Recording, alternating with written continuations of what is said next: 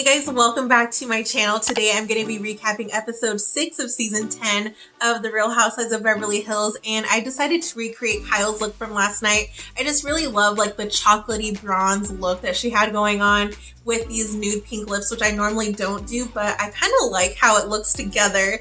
So if you guys are ready for the recap, make sure you pour yourself a glass and grab yourself some popcorn and let's talk about it. Like always, I don't follow the housewives in real time, meaning that I'm only going to be talking about what happened in last night's episode because that's all I know so far. So I hope you guys are ready and let's get started. I'm going to be using the Sahara palette by Alter Ego, and it's pretty much like the sandy neutral sister of the Goddess palette that I was using last week, and it's also by Alter Ego. And then for lashes today, I'm gonna go into the Bronze Beauty lashes because I have to. It's in the name. Hopefully by the end of this video, I'll be beautiful. So let me go ahead and get started and then we will jump into the episode. Kyle's skin in last night's episode was actually like really glowy, but in a highlighted way. So her base was actually pretty matte and she just had a lot of highlighter on, which yes, please.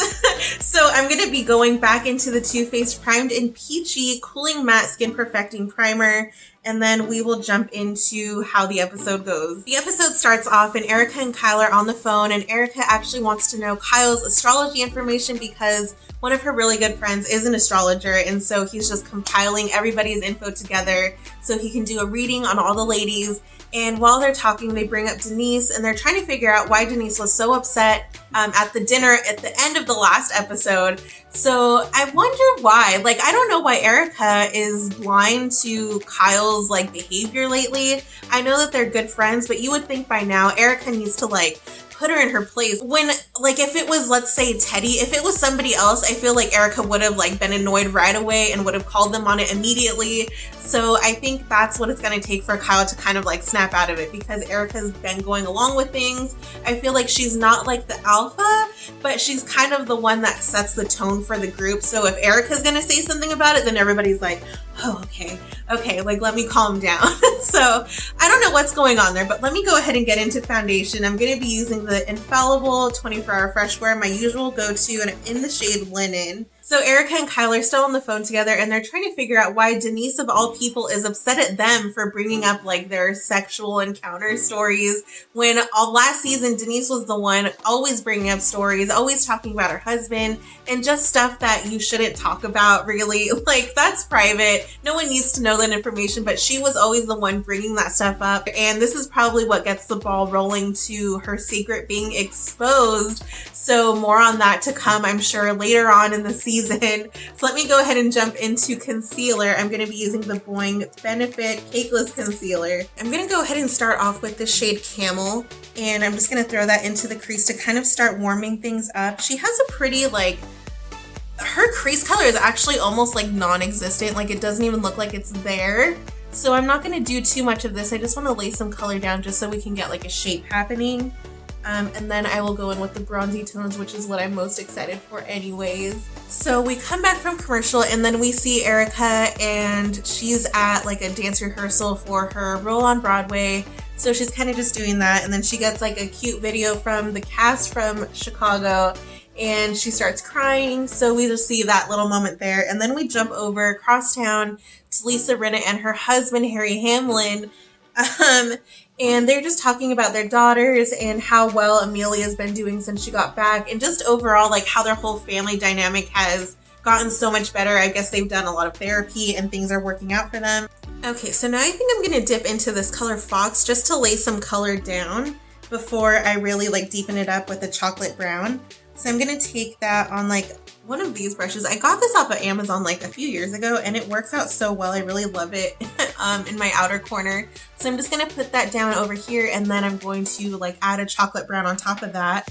So then the next scene we see, Dorit is meeting up with her friend, the owner of Buca de Beppo, and they are just talking about like what she's going to be doing, and it sounds like she's going to be designing one of the rooms. So she's going to be like redecorating, basically, is what I'm getting at. It sounds like eventually she does want to go into business and she's trying to open up a restaurant, but she does let us know that she's not in the restaurant business. They're talking to him and they're asking him about Lisa because he is in the restaurant industry. He is friends with Lisa Vanderpump, and they're talking about her and like how she's doing.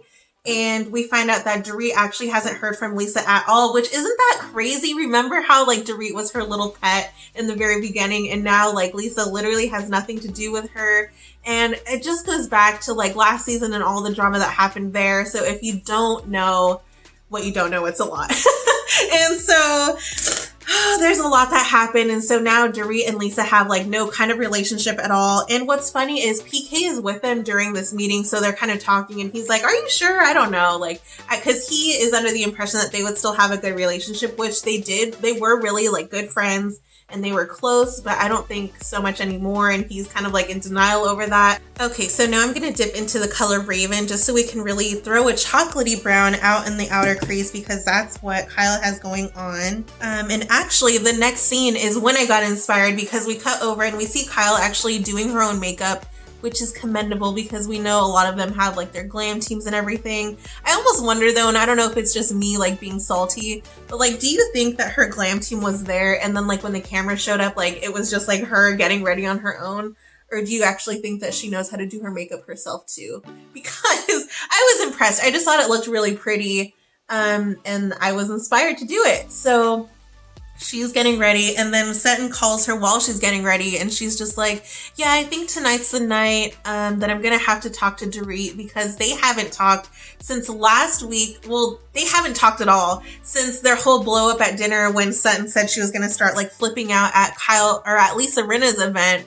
So they haven't spoken since then, and I guess Sutton feels like some kind of way about like why Dorit would bring things up in front of everybody. So tonight at Erica's night is the night that Sutton's gonna address it. So she says. Okay, so next I'm gonna dip into the shade Bronze, which is what I'm gonna put on my lid. And she does have a little bit of like a dimension to it, like it's not just one shade. So we'll see how this looks, and then if I have to, I'll add like a gold and mix that in with it.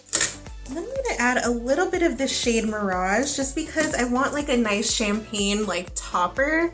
So I'm gonna add this shade right here. You can kind of see like it's just shiny and pretty, and I can't resist.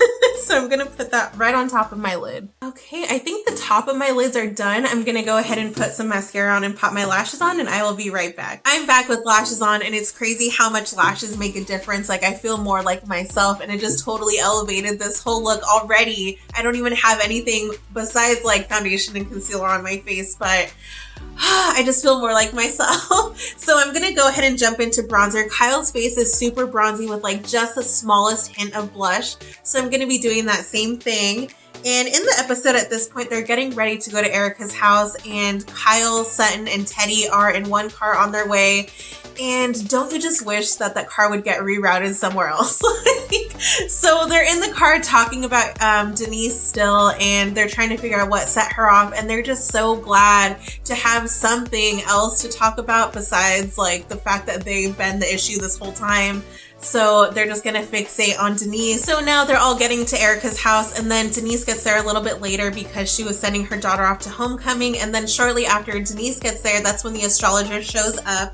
So now they're all at the table, and he's starting to go around the table and just like read their zodiac sign, their sun sign, and their moon sign, just to kind of like give them like some insight on how they may react in certain situations. So he starts off with Erica, and he says basically with Erica, it's best to start off or to just stick to the facts, which is true. That's definitely what we've seen from her so far since she's been on the show. And then they show a flashback to an argument that she was in with Teddy when Teddy's trying to like put words in her mouth, and Erica gets like pissed. Like she's like really upset about it because Teddy's trying to say like that she meant something when that's not what she said at all. So just stick to the facts with Erica, which I totally agree with. And then they talk about Kyle, and they say what gets Kyle the most worked up is when somebody's being treated unfairly, which has been true, I would say, so far to Kyle. Like when something's wrong, even when it had to do with Lisa Vanderpump, she was the one stepping up. It's just like, who is Kyle now? Like she doesn't seem to be that person, and that's definitely not what we've seen of her so far. And then it's funny because Dorit like whispers over to her, and she was like, oh yeah, he was spot on until he said you were fair. Which I really thought that was going to set Kyle off, but somehow it didn't. But I'm sure that was just like adding to the Dorit like trash talk list for later. And so then the astrologer comes around to Denise and he says out of everybody, hers is the most complicated because just like her signs are kind of contradict each other. He said that out of everybody, she has like the most secrets and like she has the most to be revealed, which is interesting because we know that at some point we're going to find out what Denise is really up to. So I'm going to go ahead and dip into some blush now. I'm just going to take this really light shade and just barely put any on my cheeks, because it doesn't even look like Kyle's wearing much at all. So I'm just gonna place that right on the apples of my cheeks, and that's literally all I'm gonna do. It's like the lightest sheen, but that's about it. And then the astrologer starts talking about Lisa Rinna, and then he's saying that with Lisa Rinna, you kind of know where she stands because she can't help it. Like, she will blurt out how she's feeling or what she's thinking, which we've seen. And then they show like a recap of like a few seasons ago when they're in Hong Kong and Lisa Rinna flat out asked her at dinner in front of everybody, were people doing cocaine in your bathroom? So that's like one of the most iconic scenes and one of my favorite seasons so far, actually. Don't you miss Eileen? She really has nothing to do with that clip, but I just remember Eileen. Okay, I'm gonna go ahead and smoke up my lower lash line now, and I'm gonna go ahead, I think I'm gonna start off with this color Raven just because it's the deepest shade. And then I'm going to blend that out with something more warm. So the astrologer continues to go around the table, and then he talks about Garcelle and says that she's all about fun and she just wants to have fun. And I can't wait for them to actually dive deeper into her character because we really don't know a ton about her. All we know so far is that she's divorced, she's trying to start dating, and that she has some 2 sons, and that's pretty much like the gist of what we know. Like, I like her, but there's no drama yet, and I'm waiting for it.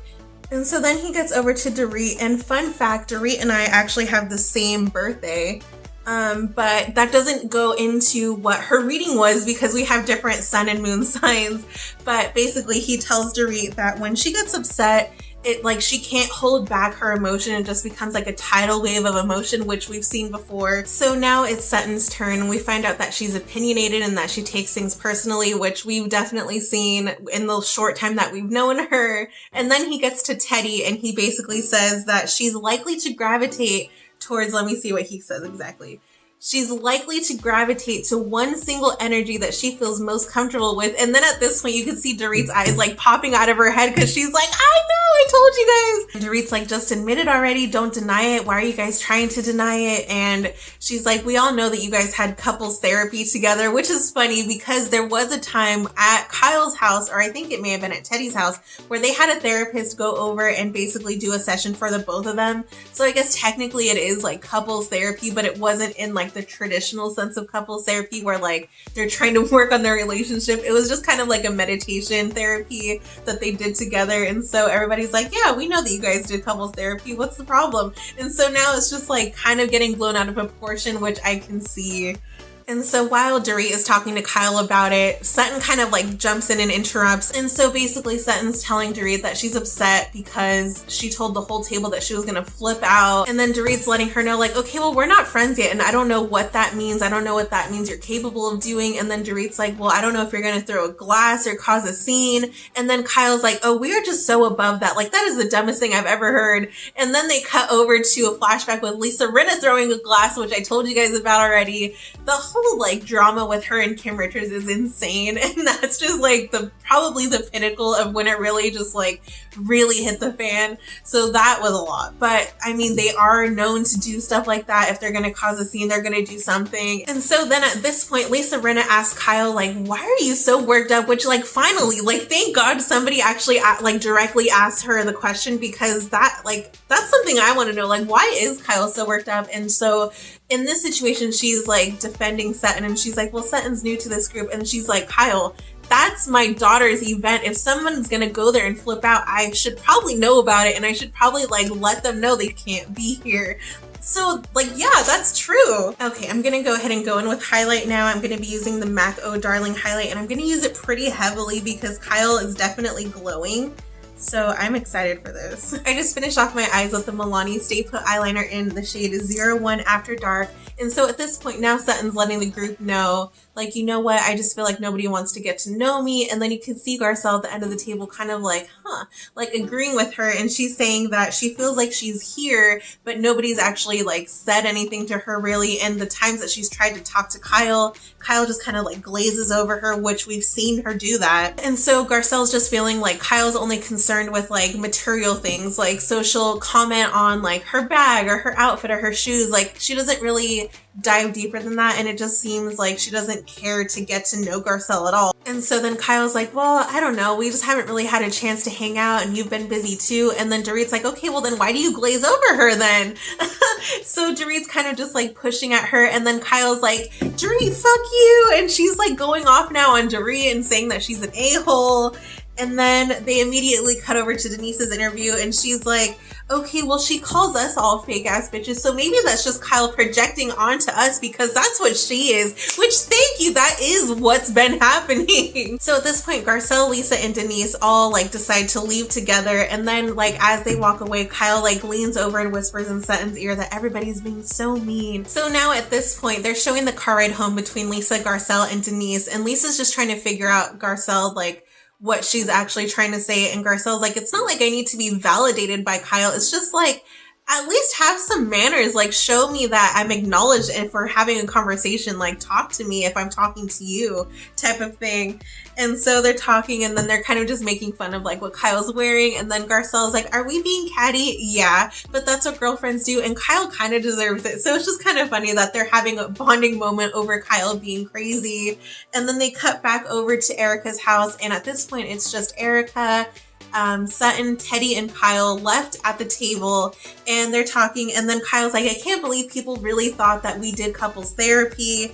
And then Erica's like, no, it's not that we think that. It's just like, it shows another component of to how like Teddy and Kyle are so connected. And it's always like the two of them together in a package. So then Dorit agrees and she's like, yes, thank you. That's exactly what I'm trying to say. Like, it just shows that they are a package deal. And then Kyle all of a sudden gets upset and she's like, well, in my opinion, she's not close with you at all. So that makes no sense to me of like why Erica is trying to defend Dorit in this moment. And then Dorit's like, whoa, it just seems like every time like somebody doesn't agree with you, you start breaking down. And then that really like sets Kyle off and she's like, fuck you, Dorit, and like starts going off and she's like having a full meltdown again. Like, here we are again. How many episodes in a row has Kyle had a meltdown at the end of every episode? And so now Erica's just letting Kyle know, like at this point, she's been honest with how she's felt about Kyle and their relationship. And she's like, and it is strange that her and Teddy do have like a closer relationship. Like, she's basically letting Kyle know that she thinks that their relationship is weird.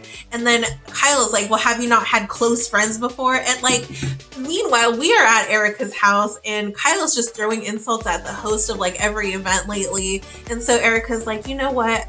Like, for as out of line as you are, I'm not gonna let what you say affect me. So Kyle has a pretty like frosty pink lip and I don't really have a, like one color that can do that for me. So I'm gonna be doing like a mixture of a few different colors, but I'm gonna start off by lining my lips in the shade Natural by NYX. Okay, and now I'm gonna take the ColourPop shade Little Stitches. I believe this is a matte lip color. I've had this for so long that everything wore off, but I know that it's a ColourPop shade. And then I'm gonna go ahead and top it off because she does definitely have a glossy lip and this is a matte color so far. So I'm going to top it off in the Marc Jacobs lip gloss in Sugar Sugar. So this is going to be the finished look and I really like how it came out. I'm really loving the bronzy lids and like this lip color isn't something that I usually go for, but I'm kind of liking it. It feels very like light and summery to me. So that is something that I'm on board for. I hope you guys have fun watching. I'm ready for more drama. So I hope the next episode brings it. I will see you guys in the next one. Bye.